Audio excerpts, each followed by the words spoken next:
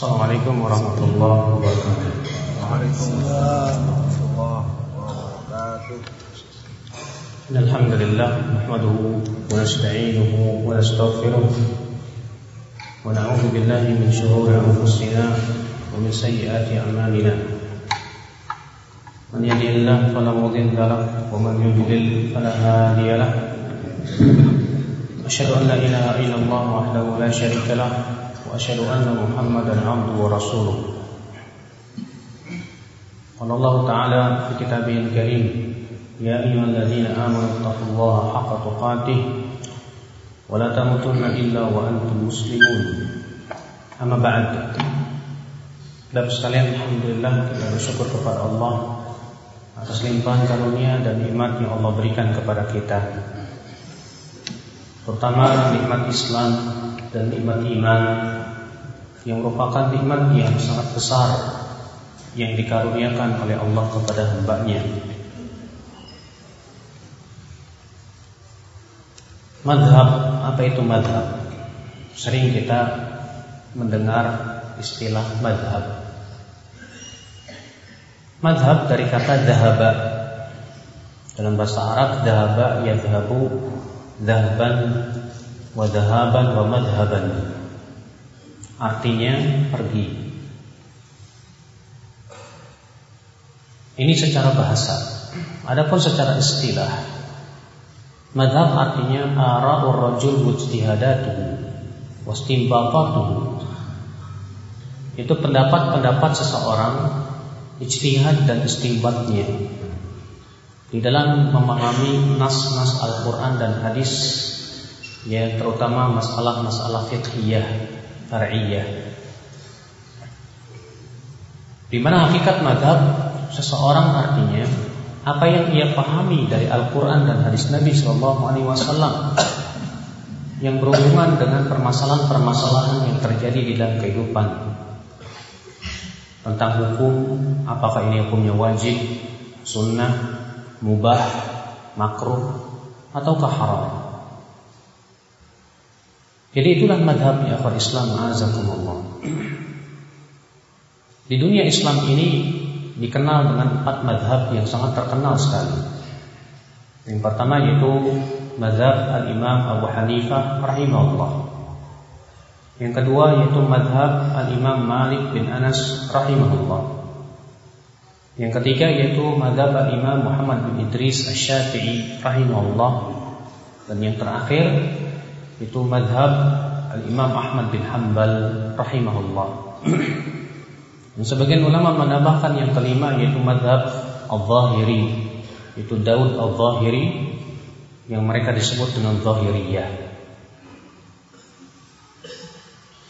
Mungkin kita bertanya-tanya, mengapa sampai terjadi atau munculnya madhab? Padahal di zaman para sahabat belumlah muncul yang namanya madhab itu. Di zaman tabi'in pun juga belum pula muncul yang namanya madhab itu. Ikhwatul iman, a'azakumullah. Al-Imam Abu Hanifah seorang lelaki yang sangat cerdas sekali dan sangat faqih di zamannya. Walaupun beliau dalam sisi keilmuan tentang hadisnya sedikit dibandingkan dengan imam yang 3, tapi kefaqihan dan kias-kias beliau itu luar biasa. Sehingga pendapat-pendapat beliau banyak dijadikan patokan-patokan oleh para ulama, terutama di daerah Kufah dan Basrah, yang kemudian banyaklah pembela-pembela beliau, sehingga terbentuklah menjadi sebuah pendapat atau madhab Imam Abu Hanifah, karena banyaknya pengikut-pengikut beliau dan pembela-pembela beliau. Di mana Imam Abu Hanifah madhabnya disebut dengan istilah madhab ashabul ra'yi, yaitu pemilik ra'yu. Kenapa? Karena pendapat Abu Hanifah sering kali mempergunakan ra'yu. Hal ini disebabkan karena Abu Hanifah pengetahuan beliau tentang hadis ya sedikit dibandingkan dengan imam yang 3. Kemudian di zaman Imam Abu Hanifah masih hidup, Ada juga Al-Imam Malik bin Anas di kota Madinah, di mana pendapat-pendapat beliau, ijtihad beliau di dalam masalah-masalah agama ini pun juga tersebar di negeri-negeri. Sehingga juga banyak pengikut-pengikutnya dan banyak pembela-pembelanya dari para ulama. Sehingga akhirnya di zaman itu pun terbentuklah menjadi dua madhab, yaitu madhab Imam Malik dan madhab Imam Abu Hanifah. Dikala itu Imam Syafi'i masih kecil, menuntut ilmu Allah Subhanahu wa taala. Di mana Imam Syafi'i rahimahullah kemudian memutuskan untuk pergi ke kota Madinah, belajar ilmu dari Imam Malik bin Anas. Namun Imam Malik beliau memberikan syarat, siapa saja yang boleh duduk di majelisnya, yaitu dia harus hafal dulu kitab beliau yang bernama Al-Muwatta. Maka Imam Syafi'i rahimahullah menghafalnya di luar kepala. Ketika Imam Syafi'i dites oleh Imam Malik, Imam Malik mempunyai firasat bahwa anak ini kelak akan menjadi ulama besar. Ya, karena kefasihan lisannya, kecerdasannya dan kefaqihan Al-Imam Asy-Syafi'i rahimahullah. Yang kemudian setelah Imam Malik meninggal dunia, itu pada tahun 179 Hijriah, Imam Syafi'i memutuskan untuk belajar madhab Abu Hanifah. Namun Imam Abu Hanifah telah meninggal dunia pada tahun 150 Hijriah, di tahun Imam Syafi'i rahimahullah lahir. Akan tetapi Imam Syafi'i bertemu dengan murid-murid Imam Abu Hanifah, yaitu Muhammad bin Al-Hasan dan Al-Qadhi Abu Yusuf. Kepada keduanya lah Imam Syafi'i rahimahullah belajar fikih Imam Abu Hanifah. Maka pada diri Imam Syafi'i terkumpul dua madhab. Yang pertama madhab Imam Malik yang disebut dengan madhab Ahlul Hadis, dan madhab Imam Abu Hanifah yang disebut dengan madhab Ashabul Ra'i. Sehingga terkumpullah pada diri beliau dua madhab ini, madhab Imam Malik dan madhab Imam Syafi'i rahimahullah. Maka menjadi kuatlah keilmuan beliau. Setelah beliau kokoh keilmuannya, beliau pun pulang ke kota Makkah, dan beliau pun mempunyai halaqah di Masjid Al-Haram. Ketika beliau sedang mengajar, dikala itu Imam Ahmad bin Hanbal masih penuntut ilmu. Kemudian beliau pun duduk di majelis Imam Syafi'i rahimahullah. Dan Imam Ahmad sangat tertarik sekali dengan majelisnya Imam Syafi'i rahimahullah. Sampai-sampai beliau lebih mendahulukan Imam Syafi'i daripada ulama-ulama tua di zaman itu. Sampai-sampai Imam Ahmad ditegur oleh teman-temannya sesama ahlu hadis. Hai Ahmad, kenapa kamu mengambil dari anak muda ini dan kamu tinggalkan ulama-ulama tua seperti Abdul Razzaq bin Hammam As-San'ani dan yang lainnya? Kata Imam Ahmad, demi Allah, duduknya aku dengan pemuda ini lebih aku sukai daripada pergi ke Yaman dan yang lainnya. Kenapa? Karena Imam Syafi'i memberikan ta'sil, memberikan kepada murid-muridnya ta'sil, yaitu pokok-pokok bagaimana memahami Al-Quran dan hadis. Dan beliau Imam Syafi'i rahimahullah lah yang pertama kali memberikan dasar-dasar ilmu usul fikih dalam kitab beliau yang sangat masyhur yang disebut kitab Ar-Risalah. Di mana dalam kitab Ar-Risalah di sini Al-Imam Asy-Syafi'i rahimahullah menjelaskan dua ilmu penting di dalam Islam. Yang pertama yaitu ilmu usul fikih, dan yang kedua itu ilmu hadis.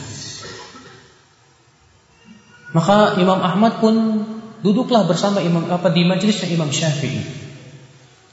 Dan Imam Ahmad berkata, laula Syafi'i ma arafna fiqhal hadis. Kalau bukan karena Imam Syafi'i, kami tidak akan mengetahui bagaimana memahami hadis Nabi sallallahu alaihi wasallam.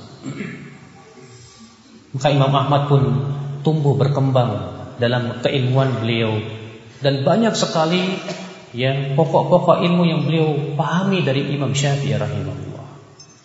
Tapi subhanallah, Imam Syafi'i pun juga mengambil faidah dari Imam Ahmad bin Hanbal.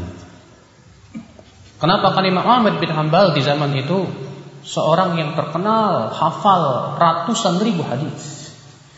Bahkan pengakuan Imam Ahmad, beliau mengatakan hafidtu alfa hadis. Saya hafal 1000 kali 1000 hadis. 1000 kali 1000 berapa, Pak? 1000 kali 1000 1.000.000. Saya hafal 1.000.000 hadis, kata Imam Ahmad bin Hanbal. Dan itu diakui oleh Imam Syafi'i. Di mana Imam Syafi'i rahimahullah berkata kepada Imam Ahmad bin Hanbal, "Ya Ahmad, anta a'lam minni bil hadis." Hai Ahmad, kamu lebih tahu dariku tentang hadis. Fa idza kana al haditsu sahihan, kalau ada hadis yang sahih, fa akhbirni, tolong kabarkan saya. Kufiyan kana au hijaziyan au basriyan au misriyan.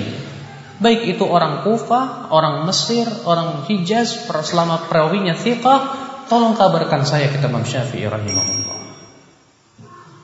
Ikhwatul Islam azakumullah. Ternyata Imam Syafi'i pun mengambil faidah dari Imam Ahmad tentang hadis.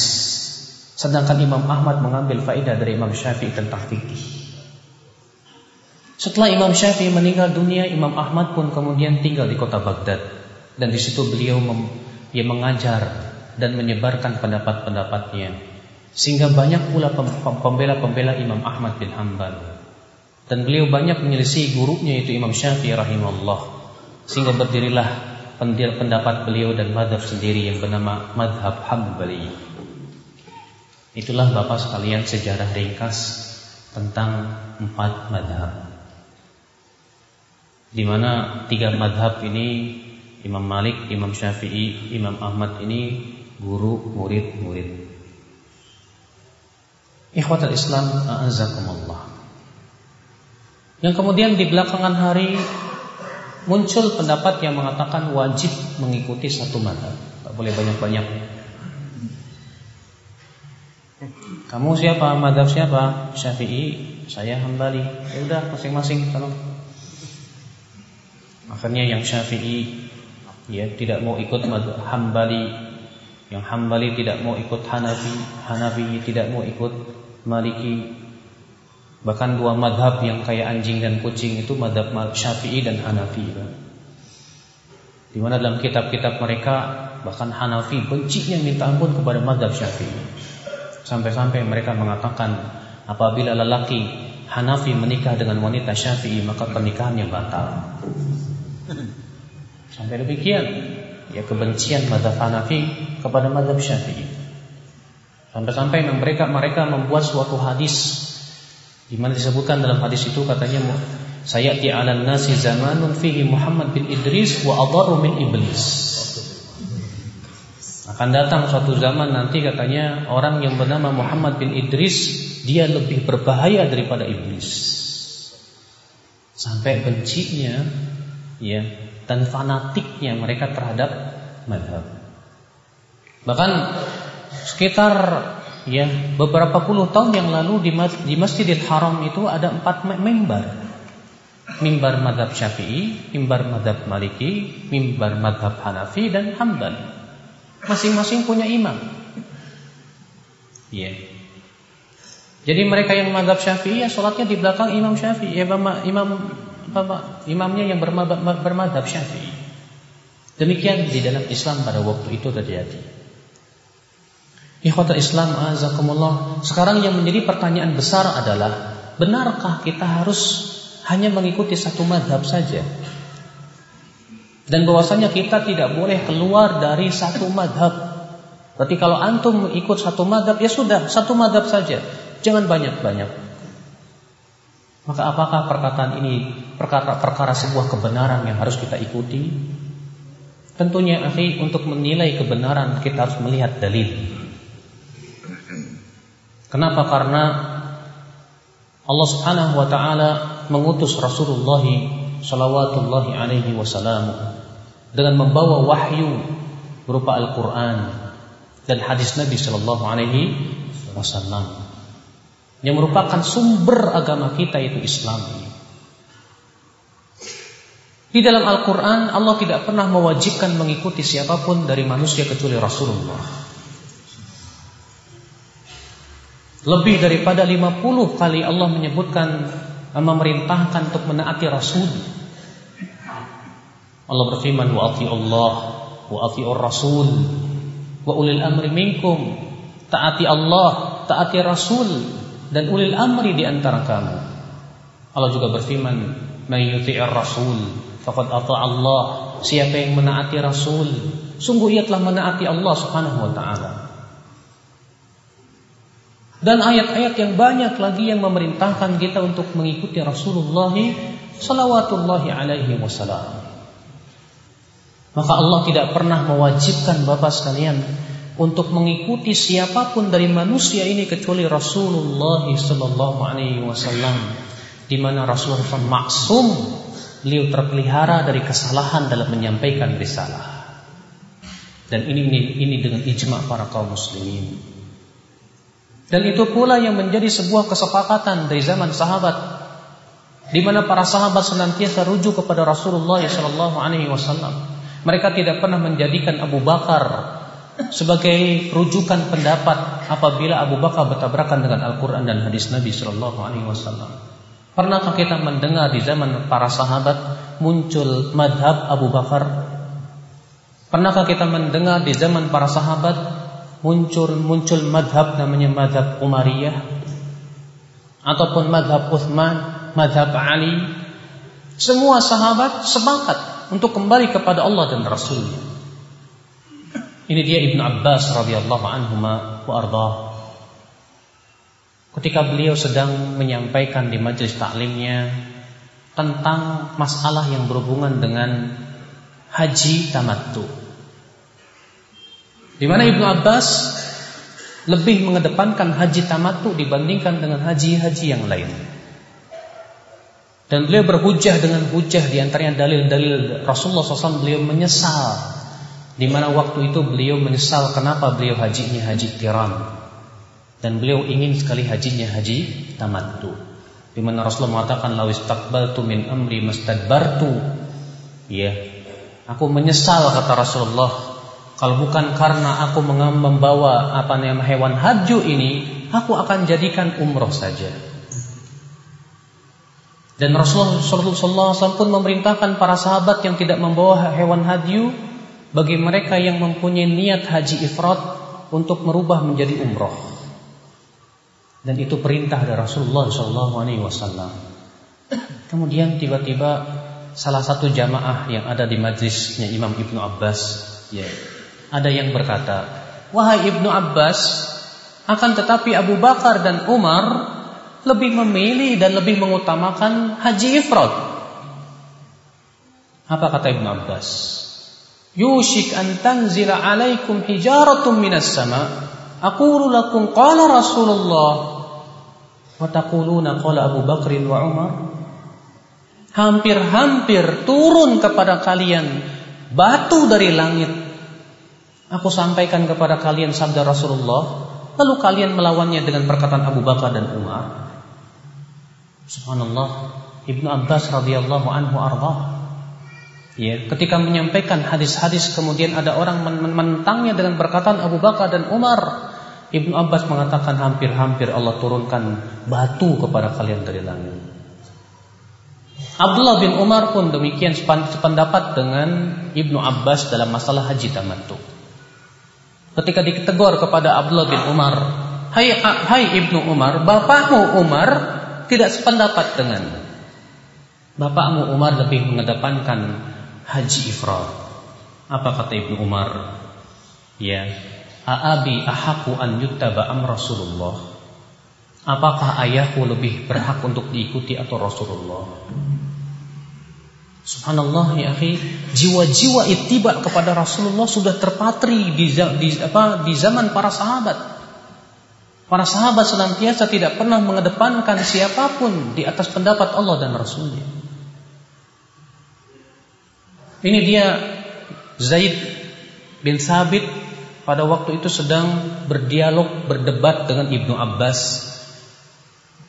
dalam permasalahan yang berhubungan dengan wanita haid. Ketika ia hendak tawaf wada, kemudian dia terkena haid, apakah dia wajib menunggu sampai selesai kemudian baru tawaf wada, baru pulang, ataukah dia boleh langsung pulang tanpa harus tawaf wada? Zaid bin Thabit berpendapat harus menunggu sampai selesai, baru kemudian tawaf wada dan pulang. Ibnu Abbas mengatakan tidak harus. Silahkan dia pulang tanpa harus tawaf wada. Maka Zaid bin Thabit meminta dalil kepada Ibnu Abbas. Apa dalilmu, hai Ibnu Abbas? Kata Ibnu Abbas, silahkan tanya kepada istri-istri Nabi SAW. Sungguh aku pernah bertanya kepada mereka. Maka Zaid pun pergilah kepada Aisyah. Ditanyanya kepada Aisyah, ternyata Aisyah membawakan hujah dan dalil dari Rasulullah SAW. Kemudian setelah itu Zaid pun datang kepada Ibnu Abbas dan tersenyum dan berkata, "Shadaqta ya Ibnu Abbas, kamu benar ya Ibnu Abbas." Demikian ya akhwat Islam, a'azakumullah. Para sahabat subhanallah selalu merujuk kepada dalil. Ibnu Abbas pernah berpendapat bahwa nikah mut'ah boleh, tidak mengapa. Tapi kemudian ditegur oleh Ali bin Abi Thalib. Lalu Ali berkata kepada Ibnu Abbas, "Innaka mru'un ta'ih." Kamu ini telah tersesat jalan. Apa kamu tidak tahu Rasulullah SAW telah mengharamkan nikah mut'ah sampai hari kiamat ya Ibnu Abbas? Mendengar itu Ibnu Abbas pun rujuk dan kembali kepada pendapat ya Ali bin Abi Thalib akan haramnya nikah mut'ah. Demikian ya akhwan Islam, para sahabat tidak pernah ya fanatik kepada pendapat seorang pun dari sahabat. Fanatik mereka hanya kepada siapa? Rasulullah sallallahu alaihi wasallam. Di zaman tabi'in pun demikian. Bahkan imam yang 4 pun semua sepakat untuk selalu merujuk Allah dan Rasulnya. Ini dia Imam Abu Hanifah berkata, "Idza ja'ana an Rasulillah fa'ala ar-ra'si wal 'ain." Apabila datang dari Rasulullah SAW maka harus di atas kepala dan mata. Wa idza ja'ana an sahabati Rasulillah fa'ala ar-ra'si wal 'ain. Apabila datang itu dari para sahabat maka di atas kepala dan mata juga. Wa idza ja'ana an ghairihim fanahnu rijal wa hum rijal. Tapi kalau itu datang dari selain mereka, kita lelaki, mereka juga lelaki. Imam Malik, Imam Darul Hijrah, beliau berkata apa? Kata Imam Malik, beliau berkata, kata Imam Malik, kullun yu'khadhu wa yutraku qawluhu illa Rasulullah sallallahu alaihi wasallam. Setiap orang boleh diambil perkataannya dan boleh dibuang perkataannya kecuali Rasulullah sallallahu alaihi wasallam. Imam Syafi'i, apalagi Imam Syafi'i, Pak. Imam Syafi'i waktu hidupnya itu dikenal sebagai nasirul hadis, pembela hadis. Ya. Dan ucapan-ucapan beliau yang melarang murid-muridnya untuk taklid dan membel kepada beliau masyhur. Beliau berkata di antaranya, ajma'al muslimun, fi riwayatin ajma'al ulama ala annahu man istabanat lahu sunnatur rasul sallallahu alaihi wasallam lam yakun an yada'aha liqauli ahadin. Para ulama telah bersepakat semuanya, kaum muslimin telah bersepakat semuanya bahwa siapa saja yang telah sampai kepadanya sunnah Rasul, yaitu hadis Rasul sallallahu alaihi wasallam, maka tidak boleh ia tinggalkan hadis itu hanya karena mengikuti pendapat seseorang. Imam Syafi'i menukil ijma'. Beliau mengatakan siapa yang sudah sampai kepadanya hadis, tidak boleh ia tinggalkan hadis hanya karena mengikuti pendapat seseorang. Subhanallah. Imam Syafi'i juga berkata, idza sahhal haditsu fahuwa madhhabi. Apabila telah sahih suatu hadis, maka itulah pendapatku. Dan itu juga diriwayatkan dari Imam Abu Hanifah rahimahullah, di mana beliau berkata, idza sahhal haditsu fahuwa madhhabi. Apabila hadis telah sahih, maka itulah pendapatku. Bahkan Imam Baihaqi dalam kitab Manaqib meriwayatkan dengan sanadnya kepada ya Ibnu Sa'ad, di mana ya Ibnu Asad, Sa'ad Ibnu Asad ini murid daripada Imam Syafi'i rahimahullah. Ibnu Asad berkata kepada Imam Syafi'i rahimahullah, wahai Imam Syafi'i, bagaimana pendapatmu tentang hadis ru'yatullah? Bagaimana pendapatmu tentang hadis bahwa nanti pada hari kiamat kaum mukminin akan melihat Allah? Apa kata Imam Syafi'i? Ya Ibnu Asad, yaqdi ilayya haitu aw mittu anna kulla hadithin sahha fa inni aqulu bih wa illam yablughni. Wahai Ibnu Asad, tolong nisbatkan kepada saya bahwa apabila ada hadis yang sahih, maka itu adalah pendapat saya walaupun hadis itu belum sampai kepada saya. Subhanallah, Imam Syafi'i mengatakan apa? Apabila ada hadis yang sahih, itu adalah pendapat saya walaupun hadis itu belum sampai kepada saya, kata Imam Syafi'i rahimahullah. Dalam riwayat yang lain Imam Syafi'i berkata, "Idza wajadtum fi kitabi hadza ma yukhalifu qala ar-rasul, fal qawlu ma qalahu ar-rasul, fala tuqalliduni," kata beliau. Apabila kalian menemukan dalam kitab saya ini pendapat saya yang bertabrakan dengan sabda Rasulullah, yang harus kalian utamakan, yang harus kalian ambil adalah pendapat Rasulullah sallallahu alaihi wasallam. Kalian jangan membeo kepadaku. Dalam riwayat yang lain, "Fadribu qaulil haid," buang jauh-jauh pendapatku. Masyaallah, Imam Syafi'i rahimahullah mengajarkan kepada muridnya, kalau pendapatku bertabrakan dengan hadis, yang harus diambil mana, Pak? Ambil hadis, kata Imam Syafi'i. Buang jauh-jauh pendapatku, kata Imam Syafi'i rahimahullah. Bahkan suatu ketika Imam Syafi'i di majelis taklimnya, beliau membawakan dalil tentang masalah diyat al-aqilah. Lalu rupanya ada salah seorang muridnya, kalau tidak salah bernama Ishaq bin Rahawayh atau Rahuyah, berkata kepada Imam Syafi'i, "Ya Syafi'i, ataqulu bih? Apakah engkau berpendapat dengan hadis tersebut?" Maka Imam Syafi'i marah sekali, Pak. Sampai-sampai beliau berkata, "Atarani ala alayya zunnar? Atarani annani akhruj min kanisah?" Apa kamu lihat saya berpakaian pakaian pendeta? Apakah kamu lihat saya ini baru keluar dari gereja, sehingga kalau sampai kepada saya hadis, saya tidak berpendapat dengan hadis? Subhanallah. Imam Syafi'i rahimahullah, semoga Allah merahmati beliau. Imam Ahmad bin Hanbal pun juga sepakat dengan imam yang tiga tadi. Imam Ahmad berkata, "La tuqalliduni wa la tuqallidu Malikan walal Auza'i walal Thawri walal Laits walakin khudh min haitsu akhadhu." Kamu jangan membeo kepada saya, jangan membeo kepada Imam Malik, Imam Auza'i, Imam Laits, tapi ambillah dari mana mereka mengambil. Ambil maksudnya dari Al-Quran dan hadis Nabi Sallallahu Alaihi Wasallam. Ini ucapan imam yang empat, Pak. Semua sepakat bahwasanya kita tidak boleh menjadikan seorang pun selain Rasulullah SAW sebagai sumber rujukan kita. Sumber rujukan kita hanya Allah dan Rasulnya Sallallahu Alaihi Wasallam.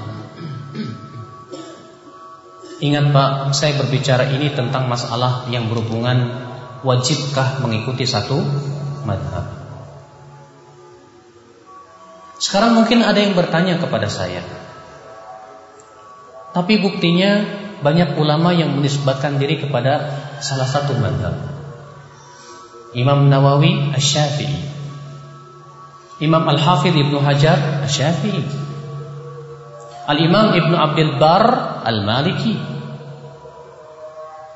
Ya. Demikian pula para ulama lain menisbatkan diri kepada satu madhab. Imam At-Tahawi Al-Hanafi. Bagaimana itu, Pak? Dijawab oleh para ulama, mereka menisbatkan diri kepada madhab karena mereka lebih condong kepada dan merajihkan usul pokok-pokok madhab tertentu.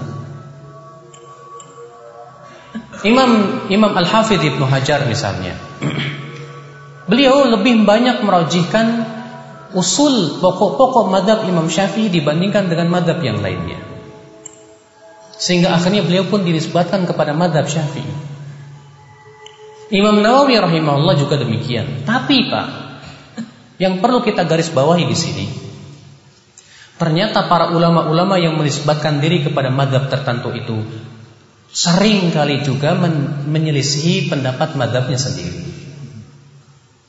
Kalau antum baca kitab Syarah Al-Muhadzab Imam Nawawi rahimahullah dalam fikih mazhab Syafi'i, beliau sering Pak menyelisih mazhab Syafi'i. Di antaranya dalam masalah makan daging unta. Beliau tidak setuju dengan mazhabnya sendiri karena adanya dalil yang beliau pandang kuat tentang wajibnya berwudu dari makan daging unta. Imam Abdul Khattab Al-Khattabi Abu Sulaiman, beliau di zamannya terkenal sebagai ulama mazhab Syafi'i, tapi beliau menyelisihi mazhabnya sendiri dalam 119 permasalahan karena beliau melihat adanya dalil yang lebih kuat. Imam Al-Hafidh Ibnu Hajar, kalau Bapak baca kitab Fathul Bari Syarah Sahih Bukhari, sering beliau menyelisih mazhab Imam Syafi'i yang merupakan mazhabnya sendiri karena beliau melihat adanya pendapat yang lebih kuat. Dan itu yang menjadi apa yang dilakukan para ulama. Walaupun mereka menisbatkan diri kepada mazhab tertentu, tapi mereka tidak pernah mengikatkan diri kepada mazhab tersebut. Mereka selalu melihat apakah pendapat tersebut sesuai dengan dalil atau tidak. Selalu yang mereka utamakan dalil dan dalil. Karena itu yang diperintahkan oleh Allah Rabbul Izzati wal Jalalah. Allah berfirman, "Ya ayyuhalladzina amanu la tuqaddimu baina yadayillahi wa rasulih." Hai orang-orang yang beriman, jangan kamu mendahului Allah dan Rasulnya. Kita tidak boleh mendahulukan perkataan siapapun di atas perkataan Allah dan Rasulnya. Ikhwatul Islam azakumullah. Namun apakah yang saya bahas ini menunjukkan bahwa kita ini berarti melecehkan ulama? Jawabnya tentu tidak, Pak. Kita diwajibkan oleh agama kita untuk menghormati para ulama. Rasulullah SAW bersabda, "Laisa minna man lam yarham saghirana wa yuwaqqir kabirana wa ya'rif li alimina haqqah." Bukan dari golongan kami orang yang tidak menyayangi yang lebih muda dan tidak menghormati yang lebih tua dan tidak mengetahui hak para ulama. Ali bin Abi Thalib berkata, "Mahabbatul ulama dinun yudanu bih." Mencintai para ulama adalah agama yang harus kita peluk. Tapi bagaimana cara kita untuk menghormati ulama? Dalam hal ini kaum muslimin terbagi menjadi 3 kelompok tentang masalah sikap mereka kepada para ulama. Kelompok yang pertama, gulu berlebih-lebihan, sehingga mereka menganggap seakan ulama tak pernah salah, seakan ulama itu perkara yang harus kemutlakan diterima apa yang diucapkan. Maka ini jelas pendapat yang batil. Kenapa? Karena bertabrakan dengan ijma' kaum muslimin bahwasanya yang namanya selain Rasulullah tidak ada yang maksum. Tidak ada yang maksum kecuali Rasulullah sallallahu alaihi wasallam. Maksum itu apa sih, Pak? Maksum itu terpelihara dari kesalahan. Selain Rasulullah bisa jatuh kepada kesalahan? Na'am. Kemudian ya akhwal Islam azakumullah. Ya. Di antara para ulama ikhwatul Islam, apa tadi saya sampai mana ya? 3 unsur. Hah? 3 unsur artinya. Iya. 3 unsur yang tadi. Yang kedua, di antara manusia ada yang terlalu melecehkan ulama, Pak. Melecehkan ulama. Katanya kita enggak butuh ulama. Cukup kita ambil Al-Qur'an, hadis, udah pahami sendiri, selesai. Kan dalil kita hanya Al-Quran dan hadis, bukan ulama, katanya. Kita katakan ini pun juga sebuah kesalahan. Kenapa? Karena untuk memahami Al-Quran dan hadis butuh ilmu alat, Pak. Al-Quran turun dengan bahasa Arab, tidak. Hadis Rasulullah berbicara dengan bahasa Arab, tidak. Iya. Untuk berijtihad butuh kepada alat-alat ijtihad. Imam Syafi'i berkata tidak boleh berfatwa kecuali apabila telah memenuhi syarat berikut ini. Yang pertama, menguasai Al-Quran dan semua ilmu-ilmu yang mendukungnya. Untuk memahami Al-Quran berarti kita harus menguasai ilmu asbab nuzul, menguasai ilmu nasikh mansukh, menguasai muhkam mutasyabih. menguasai apakah ini ayat madani atau makki, menguasai juga yang berhubungan dengan ilmu bayan, menguasai berbagai macam ilmu pendukung untuk memahami Al-Quranul Karim. Yang kedua kata Imam Syafi'i, dia menguasai hadis dan dia bisa membedakan yang sahih dan yang dhaif. Untuk memahami hadis Nabi SAW pun tidak sembarangan, Pak. Dia harus tahu apakah hadis ini dihapus tidak atau sudah belum dihapus. Apakah hadis ini bersifat umum atau bersifat khusus? Apakah mutlak atau muqayyad? Di sana ada ilmunya yang tersendiri yang disebut dengan ilmu usul fikih. Tidak bisa untuk bawa ambil hadis begini tanpa melihat hadis yang lainnya. Sudah begitu belum tentu hadis yang sampai kepada kita sahih. Berarti kita pun juga harus menguasai ilmu hadis untuk bisa membedakan apakah hadis ini sahih atau hadis lemah. Ternyata untuk memahami Al-Quran dan hadis butuh kepiawaian, butuh kemahiran, butuh penguasaan terhadap ilmu-ilmu alat yang mendukung dan yang menguasainya para ulama. Antum, kita terkadang bahasa Arab aja nggak bisa, udah sok jago-jagoan. Langsung ambil hadis, pahami sendiri. Menurut saya ayat ini begini. Siapa Anda? Anda ahli tafsir yang sudah menguasai ilmu-ilmu untuk menafsirkan Al-Quran? La ilaha illallah. Maka sikap yang benar adalah sikap yang tengah-tengah. Kita jadikan para ulama bagaikan bintang. Bintang itu seperti penunjuk jalan. Kita mau pergi ke Mekah, kita di perjalanan nggak ada kompas, lihat bintang, kesini. Kalau udah sampai Mekah, ya udah kita nggak perlu bintang lagi. Maksudnya, Pak, kita jadikan ulama sebagai alat untuk memahami Al-Quran dan hadis. Tapi ketika kita ada dalil, tentu pendapat ulama kita jadikan kedua, karena dalil lebih kita dahulukan daripada pendapat siapapun juga. Kalau para ulama berbeda pendapat, mana yang harus kita lihat? Baiklah, kalau misalnya Imam Syafi'i dengan Imam Ahmad berbeda pendapat, yang Bapak lakukan bagaimana, Pak? Apakah boleh kita katakan, kalau karena saya mazhabnya Syafi'i, ya saya lebih memegang Syafi'i. Sampean, kamu? Saya mazhab Hanbali. Ya udah ulamaku.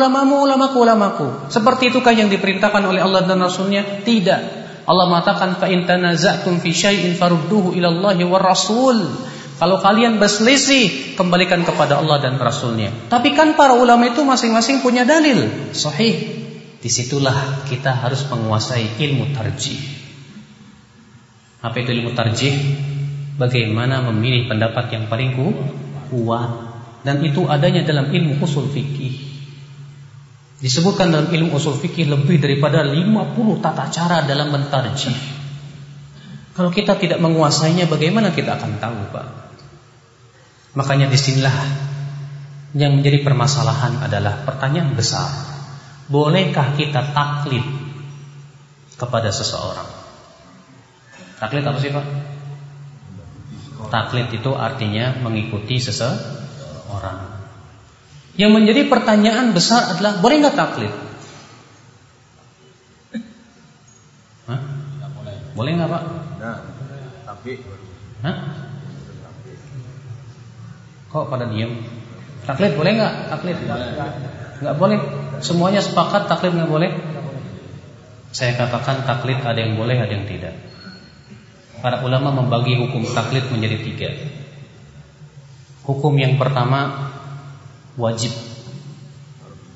Hukum yang kedua haram. Dan hukum yang ketiga mubah. Siapa yang wajib taklid? Kata para ulama, yang wajib taklid orang awam yang tidak punya kemampuan untuk memahami Al-Quran dan hadis, dan tidak punya kemampuan untuk istinbat dari Al-Quran dan hadis, dan tidak menguasai alat-alat untuk berijtihad. Kewajiban mereka ikut saja. Sebagaimana firman Allah, fas'alu ahla dzikri in kuntum la ta'lamun. Tanya kepada ahlinya jika kamu tidak tahu. Kewajiban Bapak ikut. Sekarang kalau saya serahkan ke Bapak, Pak maaf ada hadis ini tolong periksa sendiri. Saya apa enggak? Bapak bisa? Sementara Bapak tidak pernah belajar ilmu hadis, disuruh meriksa sendiri hadisnya sahih apa enggak. Oh, menurut saya sih sahih, Ustaz. Kenapa? Bagus isinya. Seperti itu ukurannya. Mau tidak mau Bapak harus apa? Taklid. Oh, Ustaz, ini disahihkan oleh Imam Tirmidzi. Nah, itu namanya taklid kan? Menurut Imam Tirmidzi ini hadis sahih. Padahal kita tidak tahu sebab kesahihannya apa. Menurut Imam Fulan ini hadis dhaif. Kita pun tidak tahu apa sebab kedhaifannya. Itulah namanya taklid, Pak. Bapak terkadang dalam suatu permasalahan Bapak tidak tahu jawabannya apa. Datang ke Ustadz, Ustadz, saya ada permasalahan penting, saya minta jawabannya. Iya. Saya kemarin berbuat seperti ini, hukumnya apa? Haram apa halal? Kata ustadznya, boleh. Alhamdulillah. Selesai. Itu namanya taklid. Orang awam tidak diperkenankan untuk langsung istinbat dari Al-Quran dan hadis. Ambil Al-Quran, ambil hadis, ijtihad sendiri, fahami sendiri. Bagaimana dia berijtihad sementara ilmu alatnya tidak kuasai? Maka Imam Adz-Dzahabi berkata, "Fa kaifa yatiru walamma yurahish?" Bagaimana burung akan terbang sementara bulunya saja belum tumbuh? Bagaimana engkau akan naik ke atap sementara tidak ada tangganya? Tidak mungkin, Pak. Maka orang awam diwajibkan oleh para ulama, kamu ikut saja para ulama. Yang menanggung dosa kamu para ulama. Kalau ulamanya salah, kamu ditanggung dosanya oleh ulama. Kewajiban awam hanya bertanya saja. Iya, Syekh, Fulan, Ustadz, saya mau tanya, boleh apa tidak? Ustadz yang ngomong boleh. Ternyata ustadznya berkata tanpa ilmu. Dia yang nanggung dosanya.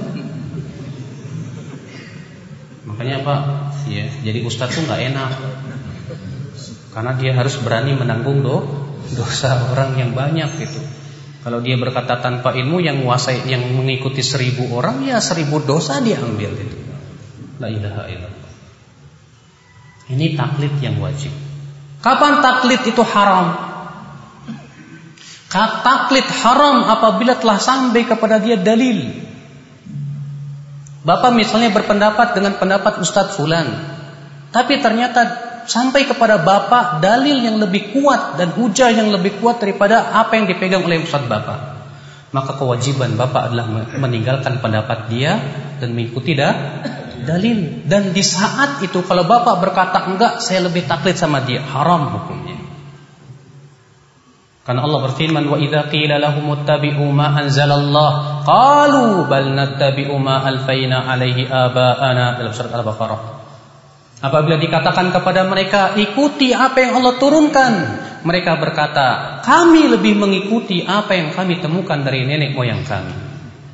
Masalahnya telah sampai kepada mereka hujah, tapi ternyata mereka lebih mengikuti adat istiadat nenek moyang. Maka Allah mengatakan, awalau kana aba'uhum la ya'qiluna syai'an wa la yahtadun. Apakah walaupun nenek-nenek moyang kalian itu tidak berakal dan tidak mendapatkan hidayah, tetap kalian ikuti juga, kata Allah. Allah mengecam mereka-mereka yang sudah sampai kepadanya hujah, tapi tetap taklid kepada siapa? Ya, ulamanya, dedengkotnya dan yang lainnya. Demikian pula kita. Kita orang awam, kewajiban kita tanya kepada ulama. Tapi kalau datang kepada kita hujah yang lebih kuat dan dalil yang jelas dan sharih yang bertabrakan dengan pendapat ulama tersebut, kita harus mengikuti yang lebih kuat dalil dan hujahnya. Bukan kemudian menggunakan jurus taklid, tidak bisa. Apalagi kalau sudah nyata-nyata pendapat yang kita ikuti itu jelas salah, maka kita wajib meninggalkan pendapat itu dan mengikuti pendapat yang berdasarkan hujah tersebut, Bapak sekalian. Ikhwatul Islam, azakumullah. Sekarang menjadi permasalahan, Pak, yang pernah saya bahas di sini. Yaitu kalau terjadi perselisihan ulama, sikap kita bagaimana? Apakah kira-kira kita ini ngambil yang enak-enak aja? Wah, pendapat ulama satu yang mengatakan boleh, mengatakan haram. Yang haram berat, yang boleh aja lah saya sanggah. Iya. Naam, sebagian ulama ada yang berpendapat seperti itu. Boleh ambil yang paling mudah. Karena Allah berfirman, yuridullahu bikumul yusra. Allah menginginkan untuk kalian kemudahan. Namun pendapat ini saya pandang pendapat lemah. Kenapa? Karena ada ayat khusus yang menyebutkan tentang perselisihan. Karena ayat yang mengatakan Allah menginginkan kemudahan itu berhubungan dengan masalah rukhsah, bukan berhubungan dengan masalah perselisihan. Adapun dalam masalah perselisihan, Allah berfirman dalam surat An-Nisa 59, "Fa in tanaza'tum fi syai'in farudduhu ila Allahi war Rasul." Jika kalian berselisih, kembalikan kepada Allah dan Rasulnya. Kembalikan berarti kita harus melihat, Ustadz pendapatnya Ustadz apa sih? Begini. Mohon saya pengen tahu dalilnya Ustadz. Ustadz pun membawakan dalilnya begini. Tapi antum merasa belum puas, nanya lagi ke Ustadz yang lain. Ternyata pendapatnya beda lagi. Dia pun juga mengemukakan hujah-hujahnya juga. Setelah antum melihat kok kayaknya saya lebih condong pada pendapat ini, hujahnya lebih kuat, silakan ambil yang lebih menenteramkan hatimu. Ya. Walaupun orang awam yang tidak paham, tapi tetap pastilah Pak, ada ketika kita mendengar hujah-hujah yang disampaikan, kita lebih tentram kepada hujah yang ini. Sebagaimana disebutkan dalam hadis Nabi SAW, bahwa datang seorang sahabat yang bernama Nawas bin Sam'an bertanya kepada Rasulullah. Lalu Rasulullah sabda, "Ya tasjita tas'alu anil bir?" Kamu datang ke sini untuk bertanya tentang kebaikan kan? Betul ya Rasulullah. Kata Rasulullah, "Istafti qalbak." Coba kamu minta fatwa kepada hatimu. Fa innal bir matma'annat ilahin nafs watma'anna ilahil qalb. Karena kebaikan itu tandanya hatimu tentram, jiwamu juga tenang. Wal ithmu ma haqa fi sadr wa taraddada fil qalb wa in aftakan nas wa aftauk. Sedangkan dosa itu tandanya hatimu menjadi gelisah karenanya. Maka pada waktu itu diperkenankan Bapak dan Ibu-ibu sekalian, ikhwatal Islam. Nah sekarang pertanyaannya lagi, kalau terjadi perselisihan para ulama, sikap kita bagaimana? Apakah saling mengingkari? Ketahuilah Pak, bahwasannya tidak setiap pendapat ulama bisa kita hormati dan tidak setiap pendapat ulama bisa kita ingkari. Kata para ulama, perselisihan para ulama ada dua macam. Macam pertama, perselisihan yang kita harus saling toleransi, saling menghormati. Kita hormati dia. Kapan? Kalau memang masing-masing punya dalil yang sahih dan tata cara pemahamannya pun sesuai dengan kaidah-kaidah syariat. Ini saya pernah bahas di sini Pak, sekitar berapa tahun yang lalu saya lupa, 2 tahun mungkin yang lalu. Di mana ikhwatul Islam saya berikan contoh pada waktu itu berhubungan dengan masalah membaca Al-Fatihah di belakang imam. Hukumnya apa? Wajib atau tidak? Madzhab Syafi'i mengatakan apa? Wajib. Makmum wajib baca Al-Fatihah. Madzhab Imam Ahmad, madzhab Imam Abu Hanifah mengatakan tidak boleh baca sama sekali, baik sir maupun jahar. Sedangkan Imam Ahmad tengah-tengah, beliau mengatakan kalau imamnya jahar diam, kalau sir baca. Masing-masing punya hujah, punya. Imam Syafi'i dalilnya apa? Hadis, keumuman hadis. La salata liman lam yaqra bi Fatihatil kitab. Tidak sah salat bagi mereka yang tidak baca Al-Fatihah. Kata Imam Syafi'i, hadis ini umum, baik makmum maupun imam. Berarti tidak sah membaca Al-Fatihah. Ya, tidak sah salat kecuali bagi mereka yang membaca Al-Fatihah. Kemudian Imam Abu Hanifah dalilnya apa? Bacaan makmum ditanggung oleh imam. Selama itu bacaan makmum ditanggung oleh imam, berarti dalam salat jahriyah maupun sirriyah tetap tidak boleh baca. Kan sudah ditanggung. Sementara Imam Ahmad mengkompromikan dua pendapat. Dia berkata, kalau jahriyah diam, karena Allah mengatakan wa idza quri'al qur'anu fastami'u lahu wa ansitu. Apabila dibacakan Al-Qur'an dengarkan dan diam. Dan dalam hadis Rasul sabda wa idza qara'a fa ansitu. Apabila imam membaca, diamlah kalian. Adapun kalau sirriyah baca, dalilnya hadis Imam Syafi'i tadi. La salata liman lam yaqra bi Fatihatil kitab.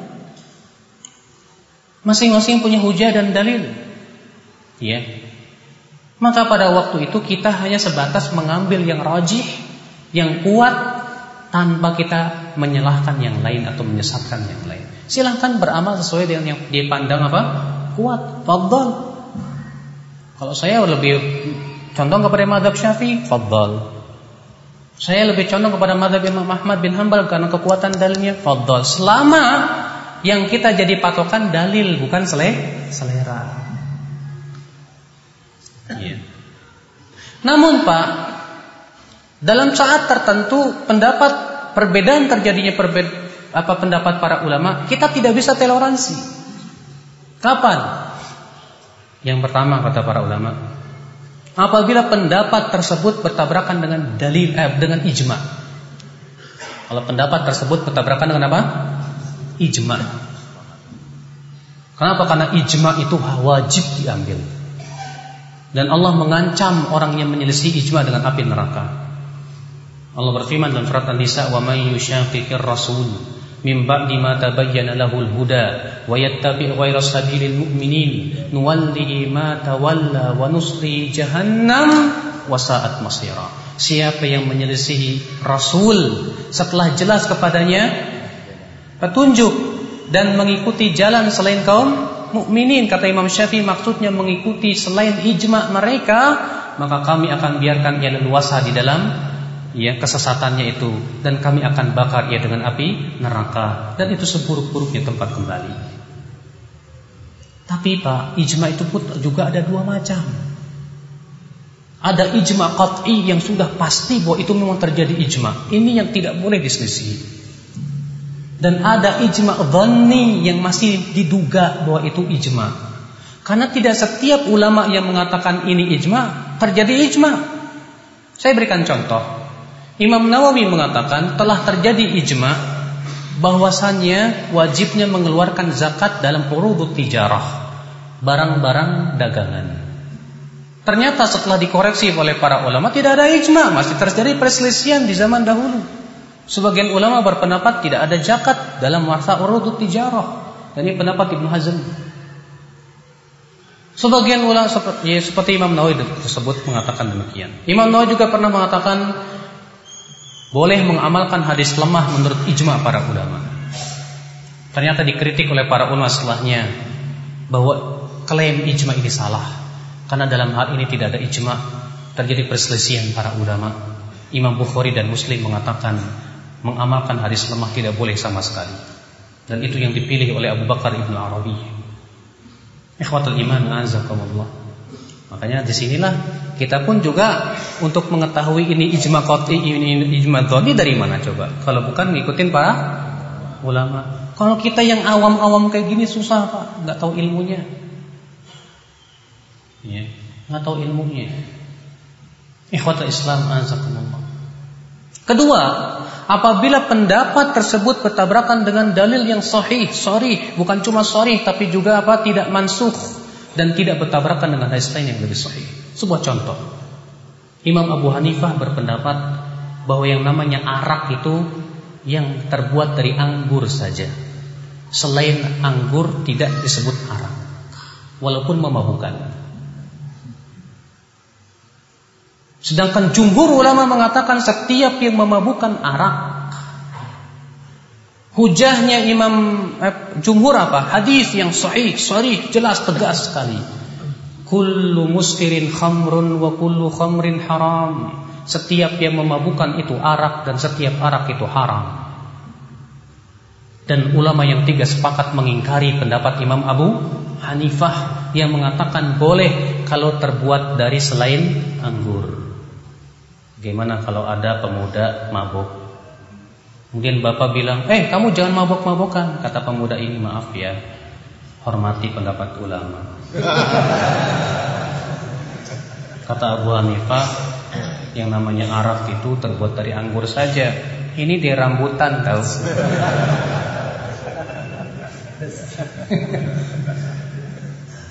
Kita katakan subhanallah, Imam Abu Hanifah telah salah dalam masalah ini. Karena bertabrakan dengan dalil yang sahih, jelas gamblang sudah, di mana Rasulullah mengatakan setiap yang memabukkan itu haram. Makanya saya merasa heran dengan orang yang mengatakan kita hormati pendapat setiap ulama. Maaf, yang seperti apa yang harus kita hormati? Kalau seperti hal seperti ini yang jelas-jelas bertabrakan dengan dalil, bukannya kita tidak menghormati Abu Hanifah, tapi kita tidak setuju dengan pendapat beliau. Adapun Imam Abu Hanifah mungkin saja dia dapat pahala 1. Karena Rasulullah mengatakan apabila hakim berijtihad kemudian salah, dia dapat 1 pahala. Tapi antum yang ngikutinnya dan antum tahu itu salah, dosa buat antum.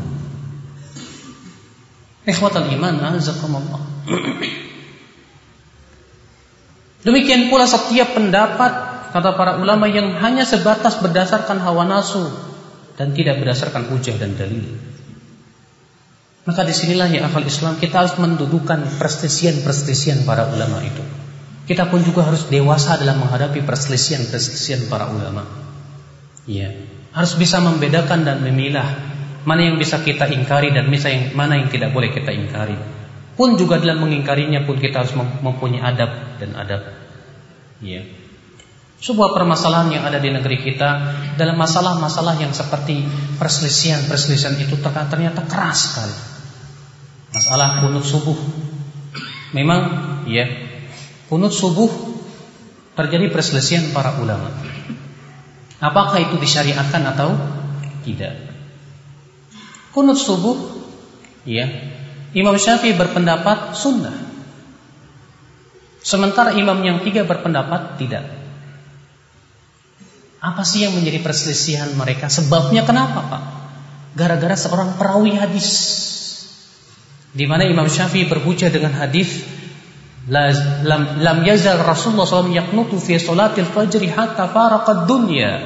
Senantiasa Rasulullah SAW kunut subuh sampai meninggal dunia. Imam Syafi'i mensahihkan hadis itu karena di dalam sanadnya ada seorang perawi yang bernama Abu Ja'far Ar-Razi, namanya Isa bin Mahan. Ini menjadi perselisihan para ulama jarh wa ta'dil, apakah dia seorang perawi yang dipercaya atau tidak. Menurut Imam Yahya bin Ma'in, Ali ibn al-Madini, gurunya Imam Bukhari, demikian pula Al-Fallas, mereka mengatakan dia thiqah. Dan Imam Syafi'i termasuk yang menthiqahkannya. Sedangkan Abu Zur'ah, Imam Ahmad, Imam Bukhari dan banyak ulama lain mendhaifkan dari sisi hafalannya. Dan itu yang dirajihkan oleh Ibnu Hajar dan Imam Ad-Dhahabi, di mana Ibnu Hajar mengatakan Abu Ja'far Ar-Razi saduqun sayyi'ul hifdz. Dia saduq tapi buruk hafalannya sehingga lemah. Dasar inilah yang menjadi perselisihan para ulama sebabnya. Masing-masing melihat kepada yang ia pandang kuat. Walaupun tentunya kita harus dudukan sesuai dengan kaidah-kaidah syariah dalam masalah ilmu jarh wa ta'dil, ada kaidah-kaidahnya tertentunya yang harus kita pahami dan kuasai. Namun saya tidak setuju dengan pendapat yang mengatakan, kamu yang qunut subuh kamu ahli bid'ah. Jangan. Ya, karena ini masalah ijtihad. Hatta jumhur ketika mereka berpendapat bagaimana kalau kita sholat di belakang Imam Syafi'i, Imam Ahmad mengatakan adapun saya ikut qunut kalau saya bermakmum di belakang Imam Syafi'i. Dan itu yang dipilih oleh Syekhul Islam dan Syekh Utsaimin rahimahullah di zaman ini. Walaupun Abu Hanifah mengatakan itu bid'ah. Iya, tapi ini masalah yang masih diperselisihkan, yang harus kita dewasa dalam menghadapinya, ya akhi. Ya. Masalah-masalah ijtihadiyah kata para ulama yang lebih baik kita tidak saling mengingkari. Iya. Ikhwatal iman, a'azzakumullah. Mudah-mudahan yang saya sampaikan pada pagi hari ini bermanfaat. Yang jelas Pak, kewajiban kita semua adalah terus menuntut ilmu. Kenapa sih Pak ketika terjadi perselisihan Bapak bingung? Sini bingung kok terjadi perselisihan begini. Ini nggak, mana yang nggak boleh, ini katanya boleh. Yang benar yang mana? Nah kan bingung. Bapak bingung. Kenapa Bapak bingung? Kalau Bapak nggak tahu jalan, Bapak mau pergi ke Tulamben, nggak tahu jalan, tahu toilet, dihadapkan pada apa? Persimpangan jalan. Nah loh, yang mana ya? Yang ini apa yang itu? Nanya ke orang, dua-duanya jawabannya berbeda. Tambah bingung Bapak. Tapi kalau Bapak tahu, sudah paham, nggak perlu orang mau ngomong apa, saya udah tahu. Kok jalannya lewat sini? Kenapa Bapak bingung? Jawabnya karena Bapak tidak tahu. Yang kedua, Bapak tidak pernah berusaha untuk tahu. Karena banyak di antara kita, ketika kita tidak tahu dan bingung, dibiarkan mengambang begitu. Dan tidak ada usaha untuk mencari mana yang paling kuat dari kedua pendapat. Kewajiban kita adalah ketika kita bingung, hilangkan kebingungan dengan ilmu. Cari dalilnya di setiap pendapat. Itu yang harus kita kuasai. Adapun kemudian ketika kita bingung kita enggak menuntut ilmu, sudah gitu mencetuskan ide, udahlah, jangan merasa benar sendiri. Saya katakan, Pak, ini ide konyol. Kalau Bapak berkata kepada saya, Ustaz jangan merasa benar sendiri, saya akan katakan kepada Bapak ngomong gitu ngerasa benar enggak? Bapak ngomong gitu ngerasa benar enggak? Oh iya, merasa benar kan? Ya sudah, merasa benar itu fitrah manusia, Pak. Fir'aun saja ngerasa benar kok. Allah berfirman dalam surat apa? Ghafir. Qala fir'aunu ma urikum illa ma ara wa ma ahdikum illa sabilar rasyad. Berkata Fir'aun, aku tidak memandang untuk kalian kecuali yang aku pandang baik. Dan aku tidak membimbing kalian kecuali kepada jalan kebenaran. Yang ngomong siapa? Fir'aun merasa dirinya sesat nggak, Pak? Tidak ada. Maka kalau orang berkata, kamu jangan merasa paling benar sendiri, saya katakan di dunia tidak ada yang mengatakan merasa paling sesat sendiri. Jadi gimana dong? Ayo selesaikan semuanya dengan dalil dan hujah. Ayo kita menuntut ilmu. Jangan dibiarkan mengambang seperti itu. Perselisihan di dunia Islam terlalu banyak, Pak. Kalau kita sikapi semuanya dengan hanya sebatas seperti itu, tidak akan pernah selesai.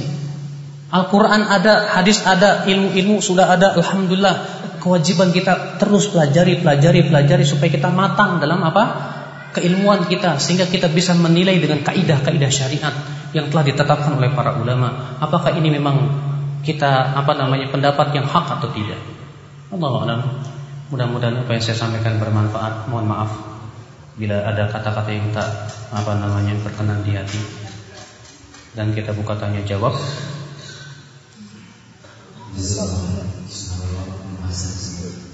Luar biasa.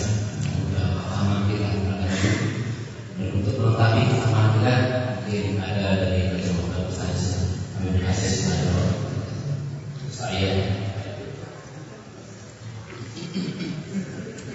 Assalamualaikum warahmatullahi wabarakatuh. Waalaikumsalam warahmatullahi wabarakatuh.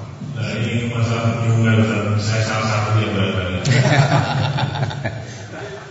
Masalah tadi Ustaz, tidak dalam kapasitas ini.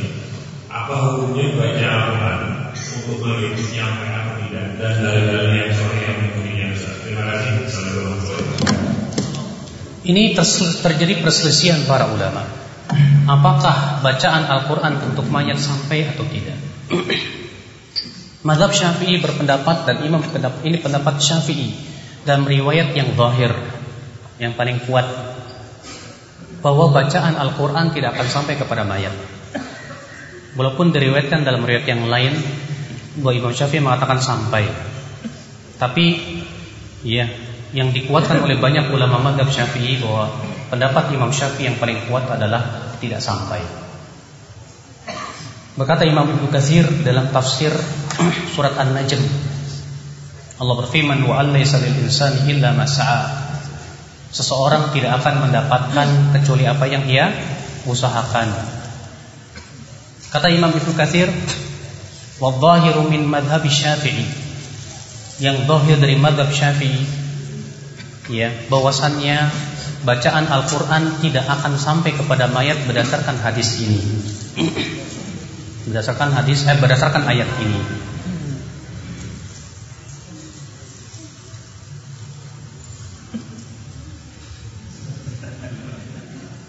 Silakan disibukkan makan dulu. Jadi sibuk makan, ya. Baik. Pendapat Imam Ahmad bin Hanbal sampai. Pendapat Imam Ahmad apa? Sampai. Dalil Imam Ahmad apa? Qiyas. Kata Imam Ahmad, bukankah menghajikan orang yang telah mati sampai? Bukankah mempuasakan orang yang telah mati sampai? Bukankah bersedekah untuk orang yang telah mati sampai? Kalau itu adalah ibadah, ini pun ibadah, kata Imam Ahmad. Apa bedanya? Sementara Imam Syafi'i mengatakan, dan ini sebagian disebutkan oleh Ibnu Katsir, bahwa dalam masalah ini tidak bisa dikiaskan. Menurut Imam Syafi'i. Kenapa? Pertama, Rasulullah SAW tidak pernah satupun riwayat yang menyebutkan yang sahih menghadiahkan bacaan Al-Quran kepada mayat. Tidak pula para sahabat kecuali dalam riwayat-riwayat yang lemah. Sehingga Imam Ibnu Katsir berkata, "Lau kana khairan lasabaquna ilaih." Kalaulah itu perkara yang baik, tentu Rasulullah dan para sahabat telah mendahuluinya. Sehingga menurut Imam Ibnu Katsir, pendapat yang terkuat dalam hal ini adalah mazhab Syafi'i rahimahullah. Dan itu pendapat yang saya pilih.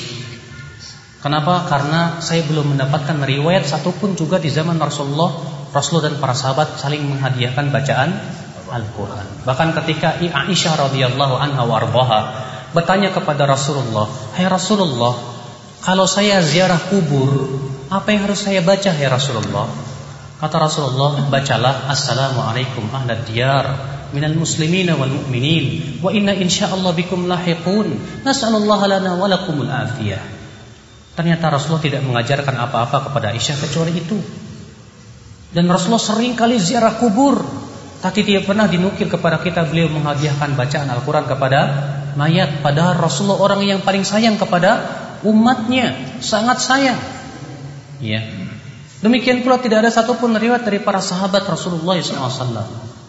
Saya lebih condong kepada mazhab Imam Syafi'i. Tapi saya tidak berani untuk mengatakan yang melaksanakannya sebagai ahli bid'ah, nggak berani saya. Karena ini masalah koridor perselisihan para ulama. Kewajiban kita adalah untuk memilih mana yang paling kuat dari pendapat para ulama. Allahu a'lam.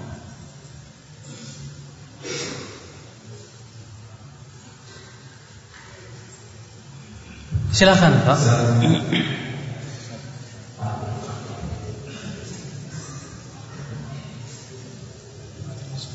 Assalamualaikum warahmatullahi wabarakatuh. Waalaikumsalam warahmatullahi wabarakatuh. Maaf Ustaz, di dalam akhir-akhir ini kita disajikan sebuah fenomena yang kurang enak bagi kita sebagai orang Islam. Satu permasalahan yang sangat mendasar adalah situs-situs Islam ditutup. Dan itu juga Ruqyah, di Ruqyah itu maksudnya disamaratakan. Saya lihat ada keterangan dari BNPB ini menjelaskan masalah perbedaan. Itu disambung pautkan dengan radikalisme. Dan ini kan sangat singkat. Kebenaran Islam disampaikan kalau berselisih dengan apa yang disampaikan dianggap oleh tradisional, itu akan menjadi permasalahan. Pertanyaan saya, kok yang lain tidak ditutup? Artinya membuat ulah itu tidak ditutup. Artinya yang membuat Islam itu menjadi kebiri kok tidak ditutup? Itu aja Ustaz. Terima kasih penjelasannya. Terima kasih. Assalamualaikum warahmatullahi wabarakatuh. Ini kayaknya di luar tema saya, Pak. Kalau di luar tema terlalu luas jadi akhirnya Panjang. terlalu panjang menurut saya ya. Masalah yang berhubungan hal seperti itu adalah pertama, kita sebagai penuntut ilmu ya tetap menuntut ilmu walaupun tidak ada situs. Saya katakan walaupun tidak ada internet, kita tetap menuntut ilmu. Karena yang sangat dianjurkan itu kita duduk di majelis ta'lim, Pak, dan mengambil ilmu itu dari mulut ke mulut. Dahulu para sahabat duduk di majelis Rasulullah. Dahulu para tabi'in duduk di majelis para sahabat. Mereka duduk. Iya. Masalah urusan BNPT itu bukan kapasitas saya untuk berbicara. Siapalah saya. Namun kewajiban kita adalah untuk semakin rajin hadir di majelis taklim. Banyak orang gara-gara internet, udahlah cukup di internet aja, nonton di internet, tapi nggak mau duduk di majelis taklim. Nggak bagus, Pak. Yang paling bagus itu duduk di majelis taklim. Mudah-mudahan ini semakin memotivasi kita untuk semakin rajin ke majlis taklim. Ya tidak? Iya. Karena itu yang lebih sesuai yang diajarkan oleh Rasulullah SAW untuk duduk di majlis taklim. Kata Rasulullah, "Wa majtama'a qaumun fi baitin min buyutillahi ta'ala yatluna kitaballah wa yatadarasunahu bainahum illa nazalat 'alaihimus sakinah wa ghasyiyatuhumur rahmah wa hafathumul malaikah wa dzakarahumullahu fi man indah."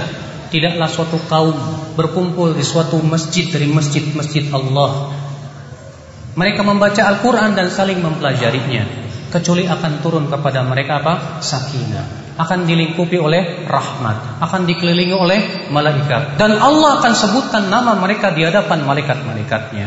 Luar biasa. Keutamaan yang besar untuk duduk di majelis taklim. Majelis taklim ini yang harus kita dahulukan, Pak. Iya. Maka dari itulah itu jawaban saya tentang masalah yang seperti itu. Allah. Silakan. Saya mau tanya. Assalamualaikum warahmatullahi wabarakatuh. Assalamualaikum warahmatullahi wabarakatuh. Kalau kita berbicara masalah yang berbunyi wala tajidu wazir. Bisa. Kemudian ada orang membadalkan, ada orang tua. Kenapa, Pak? Membadalkan orang tua. Membadalkan haji, ya. Jadi kaitannya anak kandung itu adalah produksi daripada orang tua itu. Jika anak itu menjadi alim, kemudian dia menjadi orang yang sampai, apakah itu bisa diterima? Atau setiap orang bisa berada dengan orangnya? Enggak jelas sih. Jadi anak yang lahir adalah dikritik oleh orang tuanya sehingga menjadi orang yang baik. Ketika orang tuanya meninggal belum melakukan haji, pada haji dilakukan oleh anaknya, apakah itu diterima oleh Allah? Ataukah sembarang orang bisa melakukan haji? Baik. Itu adalah Assalamualaikum warahmatullahi wabarakatuh. Assalamualaikum warahmatullahi wabarakatuh. Hadis-hadis yang menyebutkan tentang badal haji, rata-rata yang bertanya kepada Rasulullah ada anak. Datang anak ke Rasulullah dan berkata, "Ya Rasulullah, inna ummi matat wa nadarat an tahujj, afa ahujju anha?" Hai Rasulullah, ibuku bernadar haji, tapi keburu meninggal sebelum haji. Apakah saya harus menghajikannya? Kata Rasulullah, "Ara'aiti law kanat ala ummiki dain." Bagaimana pendapatmu kalau ibumu punya hutang? Akunti qadiyatah, apakah kamu wajib membayarkan hutangnya? Wajib, ya Rasulullah. Demikian pula hutang Allah lebih berhak untuk kamu bayarkan. Dan menurut yang lain ada seorang laki-laki wanita datang kepada Rasul dan berkata, "Ya Rasulullah, inna abi qad asbah syaikhan kabiran." Ayahku sudah tua. Waqad adrakathul faridatul hajj, dan sudah terkena kewajiban haji. Sementara ia untuk duduk di atas kendaraan saja tidak kuat. Afa ahujju an, bolehkah aku menghajikannya ya Rasulullah? Kata Rasulullah, "Na'am hujja'an." Ya, hajikan. Yang jadi perselisihan adalah, bolehkah kalau yang menghajikan itu orang lain selain anaknya? Ini sangat menjadi perselisihan juga para ulama. Kalau Imam Ahmad mengatakan boleh menghajikan, ya kalau yang menghajikan itu anak-anaknya. Bahkan dalam satu riwayat Imam Ahmad bahwa itu pun khusus kalau ayahnya nadar. Kalau nggak nadar nggak boleh. Sebagian mengatakan boleh siapapun menghajikan dia, berdasarkan riwayat Tirmidzi bahwa Rasulullah SAW pernah mendengar seorang laki-laki berkata, "Labbaik an syubrumah." Labbaik an syubrumah. Lalu ditanya, "Siapa itu syubrumah?" Kata Rasulullah. Orang ini berkata, "Dia karib kerabat saya." Kata Rasulullah, "Hajjaj an nafsik, kamu sudah menghajikan dirimu sendiri?" Belum. Kata Rasulullah, "Hujja an nafsik, tsumma hujja an syubrumah." Hajikan dirimu dulu, baru hajikan syubrumah. Hadis ini diriwayatkan Tirmidzi dan Tirmidzi mengatakan hasan. Sehingga dijadikan dalil oleh banyak ulama, ini menunjukkan bahwa walaupun itu bukan anak, boleh. Karena orang ini ketika ditanya, Siapa Syubrumah? Dia saudaraku, bukan anaknya, saudaraku. Jadi diperbolehkan. Ini pendapat sebagian ulama dalam masalah ini. Bukankah ada ayat wa allaisa lil insani illa ma sa'a? Seseorang tidak akan mendapatkan kecuali apa yang dia usahakan. Bagaimana dia hendak mengambil atau memiliki hasil usaha orang lain? Terjadi perselisihan para ulama dalam memahami ayat ini. Taqiyuddin Al-Harrani berkata, ayat ini hanya meniadakan kepemilikan. Karena Allah mengatakan wa allaisa lil insan illa ma sa'a. Seseorang tidak akan memiliki kecuali apa yang ia usahakan. Di sini lam di sini lit tamlik kata mereka. Sehingga yang ditiadakan dalam hadis ini adalah kepemilikan saja. Ya. Dan tidak meniadakan mengambil faidah dari amalan orang lain.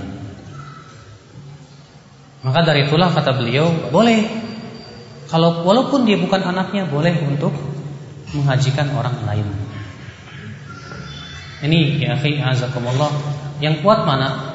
Saya belum bisa jawab. Saya belum mendapatkan keyakinan dalam hal ini. Saya hanya sebatas menyebutkan ini pendapat-pendapat ulama.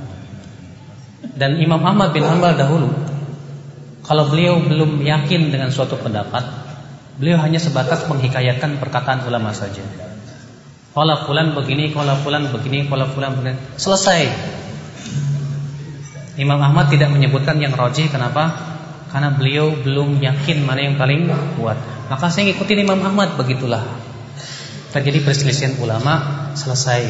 Kalau Bapak tanya ke saya, mana yang paling kuat menurut Ustaz, saya belum berani menjawab.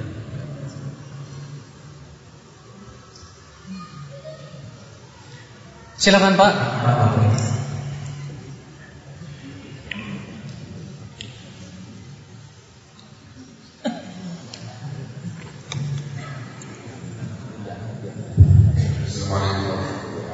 Waalaikumsalam warahmatullahi wabarakatuh. Tadi sampaikan masalah usul kalau Imam Syafi'i ya usul itu sunnah dan imam yang lain kalau makmum bahasa Imam Syafi'i maka itu barangkali berdalil dengan su'ilan imam di Imam ini berkata baru kami berakhir. Su'ilan apa? Ya. Kenapa Pak? Tolong diulangi. Imam yang lain kalau makmum kepada Imam Syafi'i kan sampai juga ikut kunut ya. Iya, sebagian ulama begitu. Ya, mungkin mereka berkali dengan sucilan imam yang utama ini. Tidak kabar kami jadi Innama ju'ilal imamu liyutamma bihi. Betul Pak. Terus sekarang kalau yang tidak ikut kunut jadi imamnya mau makmum apa itu Iya. saya terima kasih semuanya. Mereka yang tidak mau ikut kunut, hujannya adalah karena bid'ah, katanya begitu. Dan ini pendapat Imam Abu Hanifah berdasarkan dari riwayat Abu Malik Al-Ashja'i, di mana Abu Malik Al-Ashja'i bertanya kepada bapaknya, "Hai bapakku, engkau sholat di belakang Rasulullah, Abu Bakar, Umar dan Uthman. Afakanu yaknutuna fi sholatil fajri? Apakah dahulu mereka kunut di sholat fajar?" Kata Abu Malik, "Ai bunayya muhdas." Hai anakku, semua itu diada-adakan. Hadis ini sahih dan itu menjadi pegangan Imam Abu Hanifah untuk mengatakan bahwa kunut subuh bid'ah. Sementara kebanyakan ahli hadis mengatakan tidak sampai kepada derajat bid'ah, sebatas kepada tidak disyariatkan saja. Dan ini pendapat Imam Ahmad, Imam Malik dan banyak dari ahli hadis. Ya. Dan sudah saya katakan ini masih perselisihan para ulama. Mereka yang kunut subuh, yang ikut imam, ya udahlah saya tidak sependapat dengan imam, tapi saya tetap ikut karena ada hadis yang mengatakan innama ju'ilal imamu liyutamma bih. Sesungguhnya imam itu dijadikan untuk diikuti. Ini yang pertama. Yang kedua berdasarkan perbuatan Ibnu Mas'ud. Waktu itu Ibnu Mas'ud mengingkari perbuatan Utsman bin Affan yang waktu itu haji tapi sholatnya tidak mengqashar. Utsman pada waktu itu sholatnya sempurna dan tidak mengqashar. Ibnu Mas'ud mengingkari perbuatan Utsman. Kenapa? Hujah Ibnu Mas'ud bahwa Rasulullah SAW dulu waktu haji saja mengqashar. Kenapa kamu wahai Utsman malah menyempurnakan sholat dan tidak mengqashar? Tapi ternyata apa yang terjadi? Ibnu Mas'ud tetap sholat di belakang di belakang Utsman bin Affan tanpa mengqashar. Ketika ditanya kepada Ibnu Mas'ud, hai Ibnu Mas'ud, engkau ingkari Utsman, tapi engkau tetap sholat di belakang Utsman. Kata Ibnu Mas'ud, al-khilafu syarr. Berselisih dalam permasalahan seperti ini buruk nantinya. Kalau memang ternyata, sehingga sebagian ulama beristinbat lagi, kalau kita tidak ikut qunut subuh malah menimbulkan mudarat besar, lebih baik ikut. Tapi kalau tidak menimbulkan apa-apa, silakan tidak ikut. Ini pendapat sebagian ulama. Masalah fikih itu bukan masalah mudah, Pak. Jelimet. Banyak kaidah-kaidahnya, syariatnya, ininya. Harus betul-betul paham, kalau enggak susah.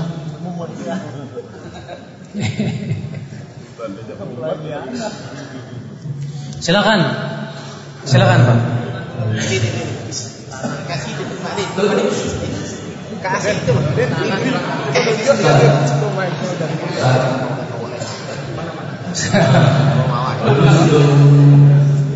bawa sikitnya itu ngaji. Saya masih mengamalkan puasa Senin Kamis.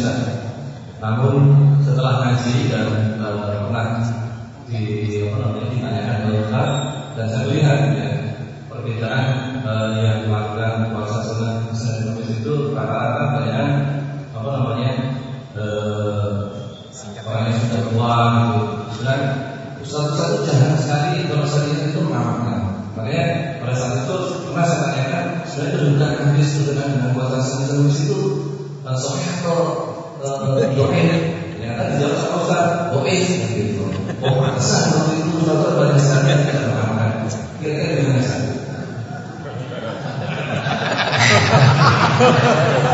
Pertanyaan bagus banget. Dalam kaidah usul fikih, Pak,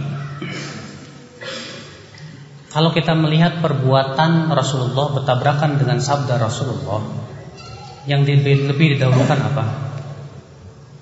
Sabda apa perbuatan? Dalam kaidah usul fikih mengatakan, kalau Rasulullah berbuat sesuatu yang tidak sesuai dengan ucapannya, maka kita lebih mendahulukan ucapannya.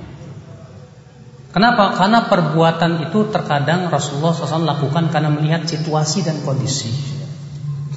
Melihat apa? Situasi dan kondisi. Bisa saja Rasulullah tidak bisa melakukan sabdanya karena beliau ingin memperlihatkan bahwa ini boleh, dan bahwasanya yang beliau ucapkan itu hukumnya sebatas anjuran saja. Bisa terjadi, bisa Pak. Ya. Saya berikan contoh misalnya, Rasulullah bersabda, tidak boleh seorang laki-laki mandi bekas air mandi perempuan, dan tidak boleh wanita pun mandi bekas mandi laki-laki. Tapi dalam riwayat Muslim, Rasulullah mandi bekas mandinya Maimunah.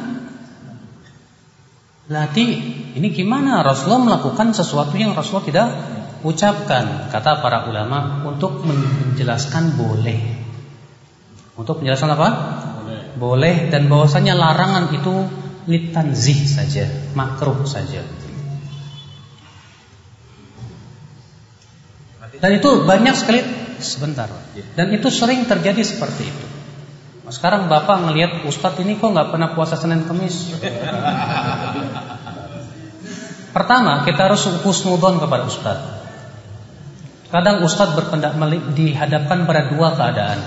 Antara saya berpuasa akibatnya saya loyo mengajar, atau saya mengajar kuat dan bisa memberikan ilmu, saya tinggalkan yang sunnah. Akhirnya Ustadz itu mengambil lebih baik saya tidak puasa karena mengajarkan ilmu lebih besar manfaatnya. Sebab kalau saya puasa saya loyo, saya tidak bisa berbicara banyak dan bisa maksimal dalam mengajar. Maka ketika dihadapkan dua pilihan, dia harus memilih. Kita sebagai muridnya jangan suudzon. Yang salah adalah kalau kita suudzon, nih ustadz kok nggak pernah puasa sih. Ternyata ustadznya punya kaidah yang kamu tidak tahu. Yang salah itu Pak, kalau murid itu menghakimi ustadz tanpa tabayun terlebih dahulu. Apa salahnya tanya ustadz, kenapa ustadz saya lihat nggak pernah puasa sunnah dan Senin Kemis? Ustadz akan menjelaskan keadaan saya begini. Alhamdulillah selesai. Makanya kata Ja'far, ya, salah seorang ulama ahli bait dengan sanad sahih kepada beliau, kalau kamu mendapatkan kesalahan pada seseorang yang kamu lihat salah, berikan dulu 1 sampai 70 alasan. Kalau kamu tidak mendapatkannya, katakan mudah mungkin dia punya alasan yang saya tidak tahu. Demikian akhi, kita sebagai seorang mukmin untuk husnudzon dulu. Jangan dulu didahulukan suudzon.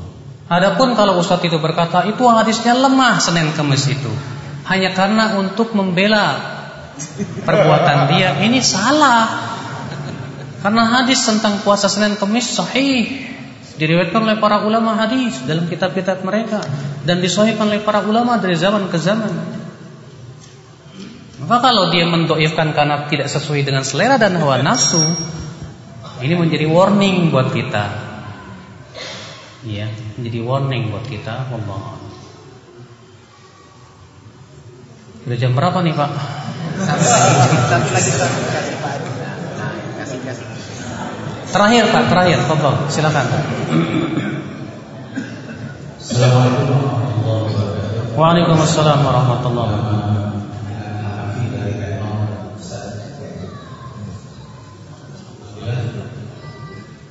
Kita semua di Indonesia memahami kita pun ada masalah dan tahu bahwa benar klaim itu benar masalah. Kalau Ustaz sampaikan, bagaimana cara kita sebagai umat orang awam kita mengikuti satu masjid? Ada yang menggunakan dari kuno, ada yang tidak. Ini bagi orang awam suatu permasalahan yang baru. Pak harus ada ketetapan dari ulama. Kalau saya bicara di dalam ini ada fatwa dari majelis ulama, sehingga umat ini bisa mendapatkan pedoman dalam melaksanakan pertama. Yang kedua, kita sekarang saja ulama saya mungkin akan menyanyi lebih daripada ulama Pak Mausa. Kalau kita sebagai orang awam, kayak itu tentu kita harus taklid kepada orang yang mengakui keilmuan yang benar. Nah, bagaimana sikap kita sebagai umat? Saya melihat banyak kasus-kasus di masjid karena asbab ada yang kunut dan yang kunut, masjid yang satu dibikin masjid tandingan. Kita nggak sehat dalam beribadah. Sebagai umat Islam Indonesia yang dikatakan itu rahmatan lil alamin harus mencontohkan kehidupan yang rukun dan lain. Kemudian saya bukan suzon yang besar bukan. Tadi saya belum mendapatkan satu kesimpulan. Apakah kalau kita bermasalah atau tidak? Saya belum dapat kesimpulan resmi dari pertemuan kita. Allah. Maka kami yang bodoh-bodoh ini perlu. Apakah kita perlu mengikuti sunnah satu sunnah? Masalah juga atau tidak kita seperti yang kemarin seperti baling-balingan sedikit. Karena kita harus berkira punya prinsip. Assalamualaikum warahmatullahi wabarakatuh. Waalaikumsalam warahmatullahi wabarakatuh. Pertanyaan yang sangat bagus. Saya mulai dari yang ketiga dulu ya. Jadi kita ini harus bermadhab atau tidak? Saya katakan boleh kita bermadhab, tapi tidak boleh mewajibkan. Orang harus ikut madhab saya dalam masalah-masalah yang sifatnya perselisihan ulama. Kita hanya sebatas melihat yang paling kuat menurut dalil. Maka kalau saya katakan boleh bermadhab, boleh, silakan Anda mengambil untuk memudahkan Anda menuntut ilmu. Saya mau mengambil madhab Syafi'i saja, Tapi untuk Anda katakan selain Syafi'i sesat, ini yang berbahaya. Iya. Sebab kalau Bapak mewajibkan harus satu madhab, konsekuensinya madhab lain salah. Pokoknya harus satu madhab. Madhab Syafi'i saja, nggak boleh yang lain. Atau mengatakan madhab Hambali saja, nggak boleh yang lain. Saya bertanya, apakah kebenaran itu semua ada pada satu madhab? Tentu tidak. Bukankah Imam Ahmad murid Imam Syafi'i? Bukankah Imam Syafi'i murid Imam Malik? Kenapa Imam Malik tidak berkata, hai Syafi'i, kamu nggak boleh menyelisih pendapat saya, kamu harus ikut madhab saya saja, satu. Tapi ternyata Imam Syafi'i rahimahullah pendapatnya banyak berbeda dengan madhab Imam Malik. Di zaman Imam Ahmad ada 3 madhab. Tapi kenapa Imam Ahmad tidak mengatakan saya hanya sebatas satu madhab saja? Tapi Imam Ahmad ternyata melihat dari 3 madhab, kemudian beliau melihat pendapat yang paling kuat. Saya katakan, Pak, kalau Bapak bertanya kepada saya, boleh nggak kita bermadhab? Silahkan. Yang tidak boleh itu mewajibkan harus ikut satu madhab. Kewajiban kita adalah setiap pendapat ulama kita nilai dengan dalil, bukan kemudian ya. Dan ini sebuah kaidah yang harus kita pahami, Pak. Dalam perselisihan ulama kita jangan berdalil dengan pendapat ulama, karena semuanya juga ulama. Imam Syafi'i ulama, Imam Ahmad ulama, Imam Malik ulama. Nah, kalau ternyata 3 imam ini berbeda pendapat, apakah kemudian kita berhujah dengan pendapat ulama? Salah. Hujah kita Al-Quran dan hadis. Hujah kita Al-Quran dan hadis. Kemudian yang kedua, Pak, memaksakan umat harus berada di satu pendapat sulit, Pak. MUI harus fatwa, harusnya umat Islam seluruhnya harus kunut subuh. Sulit, karena MUI pun juga menghormati para ulama terdahulu yang terjadi berselisih. Alhamdulillah yang duduk di majelis ulama orang-orang yang paham dan betul-betul mengetahui bagaimana pendapat para ulama terdahulu. Mereka pun sangat menghormati ulama-ulama terdahulu, sehingga tidak mungkin mewajibkan. MUI hanya mengatakan silahkan ya mengambil pendapat yang menurut kamu kuat, amalkan. Itu yang saya pernah berbicara sendiri dengan orang-orang MUI pusat. Kami tidak bisa mewajibkan manusia. Tapi kan kalau misalnya seperti itu di masjid ini kunut, yang ini enggak, jadi akhirnya buat orang awam. Disinilah kita harus mendidik orang awam, supaya orang awam ini mau belajar, mau dewasa dalam menghadapi apa? Perselisihan.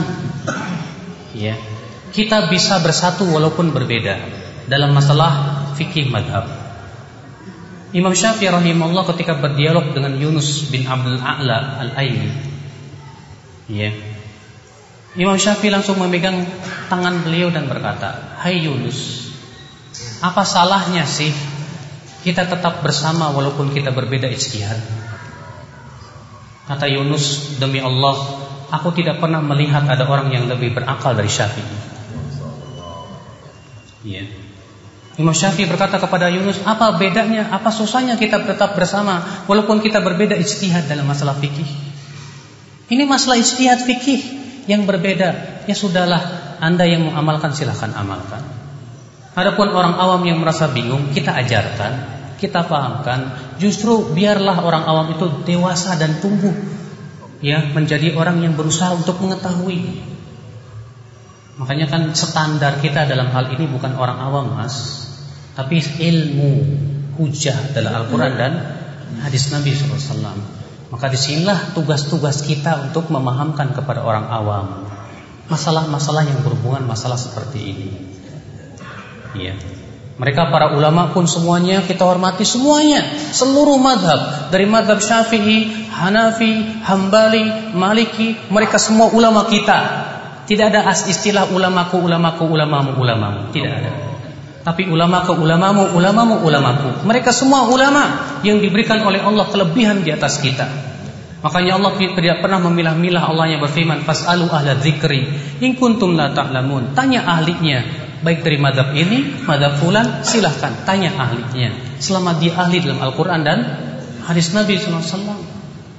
Imam Malik bin Anas, sewaktu beliau masih hidup, khalifah di masa itu berkata kepada Imam Malik, "Hai Malik, bagaimana kalau aku wajibkan kepada manusia untuk menganut madhabmu?"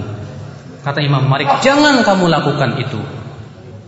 Engkau hendak mempersempit agama yang luas ini. Sementara aku manusia biasa yang bisa jadi salah dan bisa jadi benar. Yang hari ini aku berkata A dan besok saya bisa jadi berkata B. Jangan," kata Imam Malik. Bayangkan, ya, khalifah di zaman itu ingin mewajibkan manusia ikut pendapat Imam Malik, tapi Imam Malik menolak, tidak mau. Itulah ulama. Ya. Beliau menginginkan biarkan mereka belajar, melihat dalil, hujah, menghormati para ulama seluruhnya, karena mereka seluruhnya ulama Islam yang kita cintai, yang kita hormati mereka. Wallahu a'lam. Mudah-mudahan yang saya sampaikan bermanfaat, Pak. Yang salah itu memang dari kekurangan ilmu saya, dan yang benar semuanya dari Allah Subhanahu wa taala. Mohon maaf bila ada kata-kata yang tak berkenan. Subhanakallah bihamdik, asyhadu an la ilaha illa anta, astaghfiruka wa atubu ilaik. Wassalamualaikum warahmatullahi wabarakatuh.